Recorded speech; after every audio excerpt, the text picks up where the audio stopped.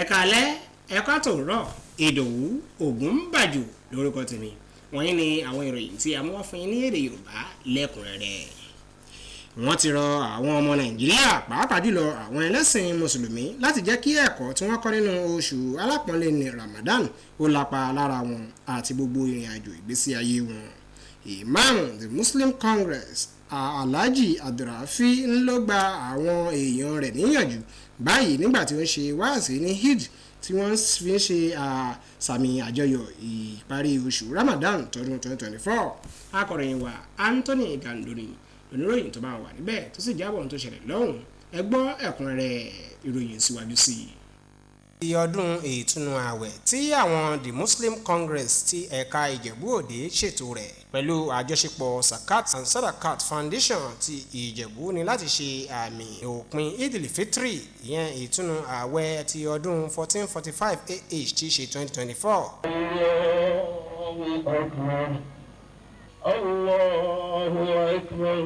nígbàtí ìmáàmù ń bá àwọn ìjọ lápapọ̀ sọ̀rọ̀ ìyẹn Alhaji Abdulrafi Baruwa ó dá wàásù rẹ̀ lórí ẹ̀kọ́ Ramadan àti ìdí fún gbogbo àwọn mùsùlùmí láti ṣe olóòótọ́ láti tẹ̀lé ẹ̀kọ́ oṣù alápọ̀nlé ní tí ṣe oṣù Ramadan. àlùfáà yìí wá sọ̀rọ̀ lórí ìpele ìwà àbàjẹ́ ní orílẹ̀-èdè náà tí ó sì pè fún ìyípadà tó dáa láti ọ̀dọ̀ àwọn aṣáájú àti àwọn aráàlú fún ìlọsíwájú orílẹ̀-èdè náà. àwọn olùjọ́sìn kan sọ̀rọ̀ lórí àwọn àǹfààní ìwàásù àti ìtumọ̀ ayẹyẹ náà. nínú ayẹyẹ ìtúnu ààwẹ̀ Ramadan ní Idil Fitri ní àjọ Zakat and Sadakat Foundation ti ẹ̀ka ti Ìjẹ̀bú Òde tún ṣètò àwọn ẹ̀bùn lóníranran fún àwọn ọmọdé tí ó wá sí yídì léyìí tó sì pẹ̀lú àwọn ohun àlàkalẹ̀ tí wọ́n máa ń ṣe lọ́dọọdún. ọ̀rọ̀ nípa ẹ̀sìn àti ẹ̀yà máa ń fa ìyàtọ̀ nígbà mìíràn láti ọwọ́ àwọn ògbóǹtarìgì olóṣèlú lẹ́yìn tí àwọn àlùfáà ń kọminú rẹ̀ wípé òun ló fa àlàfo ìṣọ̀kan ní orílẹ̀-èdè yìí nígbà tí àwọn àlejò lórí ètò òwúrọ̀ wa ìyẹn Good Morning Nigeria ń ṣe àgbéyẹ̀wò lórí dídápadà ìbáṣepọ̀ ẹ̀gbọ́n àti àbúrò wọ́n gbà pé ó nílò ìmọ̀lára ìtẹ̀síwájú lórí kókó àti pàtàkì ìṣọ̀kan láàrin ẹ̀yà mẹ́yà bí a ṣe pọ̀ tó. akọ̀ròyìn wa Ekemini Williams lóníròyìn tó bá wà níbẹ̀ tó sì jábọ̀ ohun tó ṣẹlẹ̀ lọ́hùn-ún.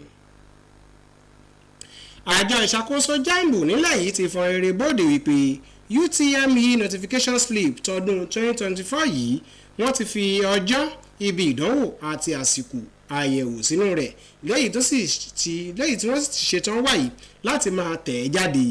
ọ̀rọ̀ láti ọ̀dọ̀ olórí ìfọmọnìyàn ṣe àti ìgbáyégbádùn ọmọ ènìyàn ti àjọ jambu ìyẹn Fabian Benjamin ló ti gba àwọn èèyàn tó fẹ́ kọ ìdánwò jambu náà lámọ̀ràn pàápàá jùlọ àwọn tó ti forúkọ sílẹ̀ tọdún 2024 tí yóò bẹ̀rẹ̀ ní ọjọ́ 19 oṣù kẹrin ọdún 2024 yìí kí wọ́n tẹ ìwé notification slip wọn jáde kó tó di ìgbà ìdánwò láti mọ ọjọ́ àkókò ìgbà àti ibi tí wọ́n gbé wọn lọ fún ìdánwò àti àwọn nǹkan mìíràn.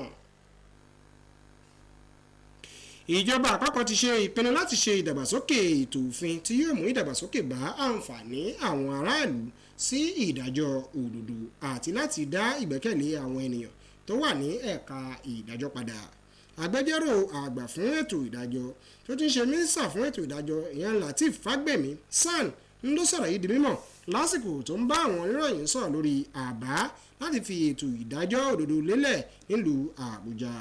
akọ̀ròyìn wa Délé Àtúnbí lóníròyìn tó bá wọn wà níbẹ̀ tó sì jábọ̀ ohun tó ṣẹlẹ̀ lọ́hùn-ún. àwọn àjọ tó ń gbógun ti gbígbé gbòógì olóró àti ìṣàkóso ọ̀rọ̀ oúnjẹ nílẹ̀ yìí NAFDAC ti ṣe ìrántí benylin pediatric syrup tí Johnson & Johnson ń ṣe lẹ́yìn àwọn àwárí májèlé èyí tí wọ́n bá pàdé láìpẹ́ ní yàrá ìṣèwádìí lórí ọjà náà.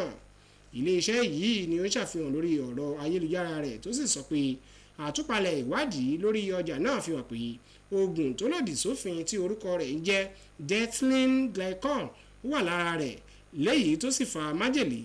nígbà tí wọ́n gbé oògùn yìí lọ sí ilé ìṣèwádìí ẹranko tí wọ́n sì ké sí àwọn aláṣẹ ìtajà ti benylin pediatric syrup ìyẹn iléeṣẹ́ Johnson & Johnson tó wà ní ìwọ̀ oòrùn Áfíríkà láti bẹ̀rẹ̀ ìrántí ti ìpele náà àti ìyàkíyèsí fún àjọ World Health Organization Global Surveillance àti àwọn alábòjútó wọn. Àlàyé lórí ọjà náà fi hàn pé oògùn láti ilé-iṣẹ́ Johnson & Johnson yìí jẹ́ ibi tí wọ́n ti ń pèsè rẹ̀ ní ìlú Cape Town ní ilẹ̀ South Africa pẹ̀lú nọ́mbà ìpele tó jẹ́ 329304. Wọ́n ṣe ọjà náà ní oṣù karùn-ún ọdún 2021 tí ó sì wọ ọgbà kalẹ̀ tí kò ní di lílò mọ́ ní oṣù kẹrin ọdún 2024. Àjọ NAFDAC wá rọ àwọn tó ń kó ọjà wọlé, olùrà, alágbàtà àtàwọn tó ń lò ó fúnra wọn láti máa kíyèsára kí wọ́n má bàa kẹ́rù òfin wọ ilẹ̀ yìí. Wọ́n sì tún ké sí àwọn onímọ̀ ogun tí wọ́n sì sí wọn ní gbẹ́rẹ́ pàkọ́ kí àwọn náà ó fi ojú alákànṣọ́ rí. Níbí ni a ó ti máa mẹ́nu dúró fún ti ìròyìn wa fún talẹ́ tòní. Ẹ má gbàgbé àti tẹ̀lé wa lójú òpó wa Facebook NTA Ìjẹ̀bú Òde àti lórí YouTube. Ìdòwú Ògúnbàjò lórúkọ tèmi. Ó dàárọ̀.